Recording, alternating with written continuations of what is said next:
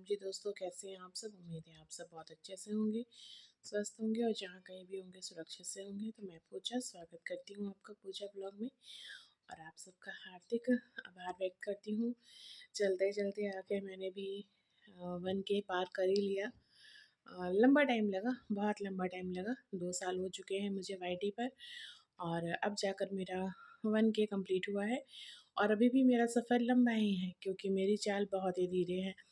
तो जैसे भी है, जैसे भी हूँ, जैसा भी करती हूँ सब आपके सामने है और वो चीज़ें शेयर भी करती हूँ। कोशिश तो यही करती हूँ कि रेगुलर रहूँ, पर अपना साथ और सहयोग बनाए रखिएगा। कुछ हम जैसे लोगों का भी सपोर्ट किया करिए। बहुत फास्ट नहीं हूँ, बहुत तेज़ नहीं हूँ और वैसी भी नहीं हूँ जैसे सब चीज़ कवर करके डेली व्लॉग्स में दिखाया जा सकता है।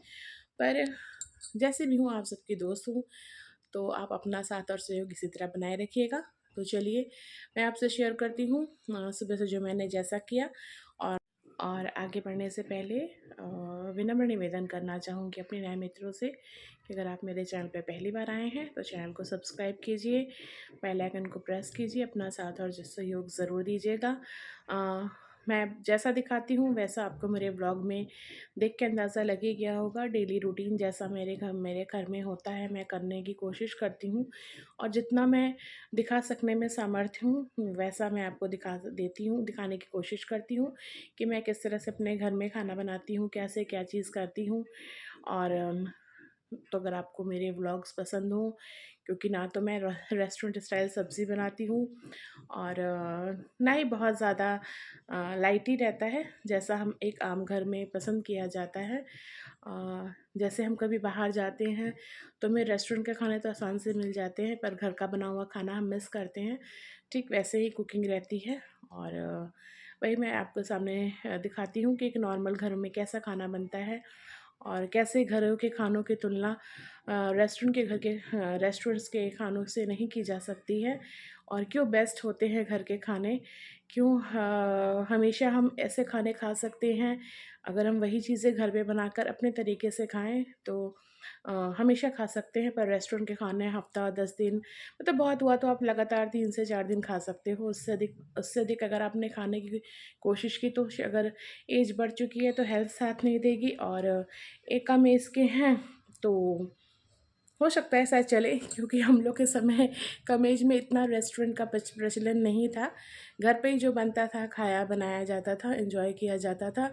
और आज भी बहुत बुज़ुर्ग हो चुके हैं मम्मी पापा मेरे, पर वो हर चीज़ खाते हैं जो यूथ खा सकता है। मतलब यूथ का मतलब है कि वेज में जितनी भी चीज़ें होती हैं, छोले, मतलब सब तरह की, उन्हें कोई दिक्कत परेशानी नहीं होती है।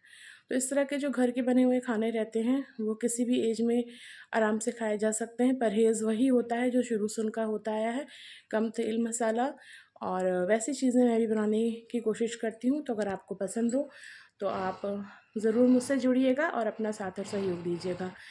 पुराने मित्रों, फिर आपका बहुत बहुत आभार है, आप ही के सहारे मेरी नैया घेर रही है। तो चलिए, जैसा मैंने जो भी किया वो मैं आगे आपसे शेयर करती हूँ और बस यही कहूँगी, अपना साथ और सहयोग बनाए रखिएगा। तो यहाँ आज के लंच और ब्रेकफास्ट, ब्रंच कह लीजिए, उसमें बना था करेले की भुजिया और जिसके लिए मैंने ढेर सारा प्याज छील के ले लिया है और कढ़ाई बैठा दी थी। अभी लो फ्लेम पे रखी है क्योंकि प्याज मैंने काटा नहीं था, छील के रख लिया था। जो टाइम कढ़ाई के गर्म होने में लगेगा, मतलब एक मीडियम आंच पे मैं कढ़ाई गर्म करती हूँ। उसके बाद मैंने तेल डाला था, उसके साथ ही इसमें डाले हैं मेथी दाना और अब डाल दिया करेली। करेली को थोड़ा सा मैंने ज़्यादा तेल में डाला है, बाद में ये तेल मैं अपना निकाल लेती हूँ क्योंकि करेली थोड़ी अच्छे से भुन जाए। और तो जब करेली हल्की भुन जाएगी तब मैं इसमें से तेल निकालूंगी और फिर प्याज डालूंगी। तो यहाँ जो है अभी मैंने इसमें सिर्फ करेलियाँ ही डाली हैं और देख ही रहे हैं आप किस तरह से स्लाइस में काट रखा है। और हमारे यहाँ करेली लवर्स हैं, हम लोग सिंपल सादा खाना खाना पसंद करते हैं, जैसे दाल रोटी खाने वाले लोग हैं। तो यहाँ जो है दाल तो मैंने भी तैयार करके रख लिया है और उसके साथ यहाँ करेले की भुजिया और किचन का बाकी सब काम भी चल रहा है। सुबह का ही टाइम है, अभी 8:30 का टाइम हो रहा था।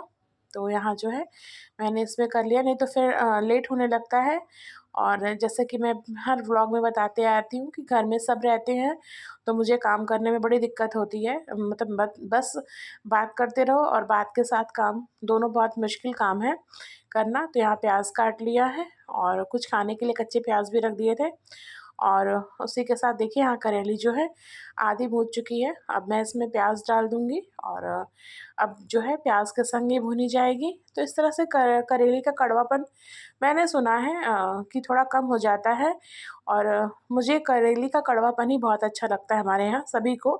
तो करेलियाँ कड़वी रहें तो भी हमें कोई दिक्कत नहीं होता है, क्योंकि हम इसे खाते हैं और पसंद ही इसीलिए करते हैं कि ये कड़वी होती है। तो बस यहाँ जो है करेली की भुजिया बनेगी। और आप कहोगे कि 1K के सेलिब्रेशन में करेली की भुजिया बना रही हो। तो जी हाँ दोस्तों, 1K का क्या ही सेलिब्रेशन बनाना, मतलब खुशी बहुत है, बहुत ही है कि ये अचीवमेंट मेरी खुद की है, अपने बल पर है, अपने दम पर है। पर ये भी सही है कि इस को करते करते काफ़ी टाइम बीत चुका है।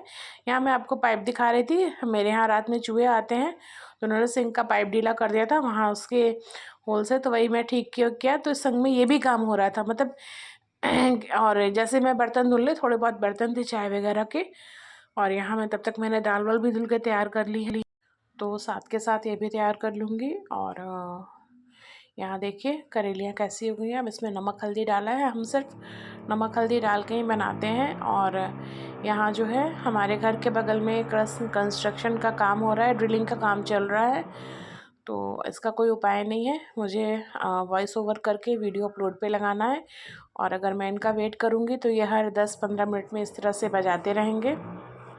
और यहाँ कोई आ गया था तो उसके लिए बन रही है चाय बिना शुगर वाली। तो बस यहाँ पर चाय और करेली चल रही है। और उसके बाद यहाँ दोपहर का खाना, ये काफ़ी टाइम बाद का है, तो फ्रेंड्स आइए, आप भी जिन जिन्हें करेली पसंद हो वो आइए, हमें ज्वाइन कीजिए और इन्जॉय कीजिए। और यहाँ मैं रोटी बना रही हूँ, और उसके साथ जो है करेले की भुजिया, दाल, और थोड़े से प्याज थे, मैंने कहा ना उसमें से बचा लिया था, प्याज ज़्यादा लग रहा था।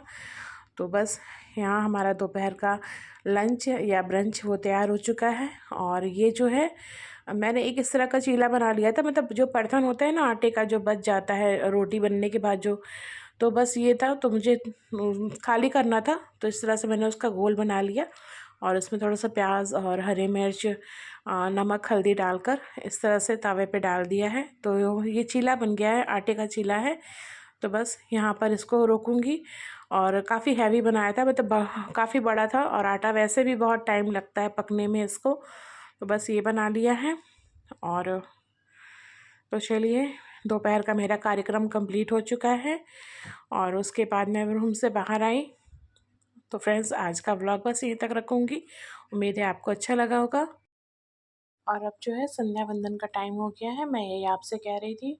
तो दोस्तों, बस आज का व्लॉग यहीं तक है, जितना मुझसे बन पड़ा उतना मैंने आपसे शेयर कर दिया। और आप सबको फिर एक बार आभार व्यक्त करते हुए, धन्यवाद देते हुए कि आप सबने अपना साथ और सहयोग मुझे बहुत दिया है, इसी तरह आगे भी बनाए रखिएगा। फिर मिलती हूँ नए व्लॉग में, नई ऊर्जा, नए उत्साह।